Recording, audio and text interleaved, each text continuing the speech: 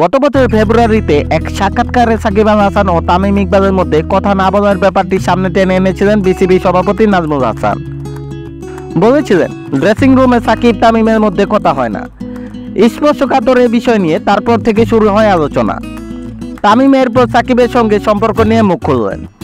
সাকিবের সঙ্গে দ্বন্দ্বের বিষয়টি অস্বীকার না করেই তিনি বলেছিলেন, মাঠের খেলায় সাকিবের সঙ্গে তার কোনো সমস্যা নেই। গত বছর সেপ্টেম্বরে সাকিবও এই নিয়ে মুখ খোলেন।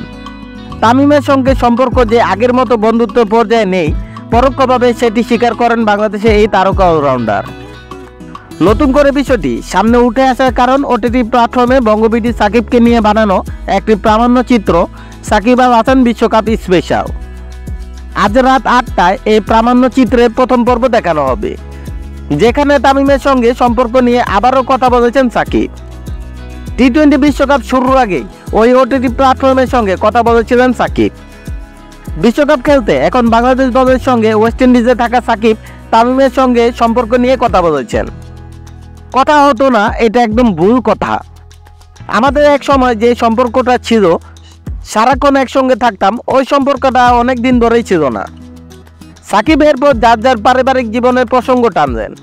একসময় একই ভবনের উপরতলা ও নিচতলায় থাকতেন সাকিব ও তামিম, কিন্তু সময় গড়ানোর সঙ্গে সঙ্গে বিভিন্ন ব্যস্ততা এবং পারিবারিক দায়িত্ববোধের কারণে বিচ্ছিন্ন হতে হয়। সাকিবের ভাষায়, আমি বিয়ে করলাম, সেও বিয়ে করলো, দুজনের বাসা আলাদা আলাদা জায়গায় থাকা, এভাবে সময়টা অনেক কমে যায়। সাকিব এরপর বলেন, স্বাভাবিকভাবেই ওই নৈকট্য ধীরে ধীরে কমতে থাকে। মানুষের আলাদা জীবন চলে আসে, আলাদা পারিবারিক জীবন। এই ব্যস্ততাগুলোর সঙ্গে ধীরে ধীরে সময়টাও পাল্টে যেতে শুরু করে। পাল্টে যাওয়া সেই সময়ের পর কি হলো, সাকিবের উত্তরও দিয়েছেন। তারপর যেটা হয়েছে, মাঠে দেখা হলে যখন কোনো প্রয়োজন হতো তখনই কথা হতো।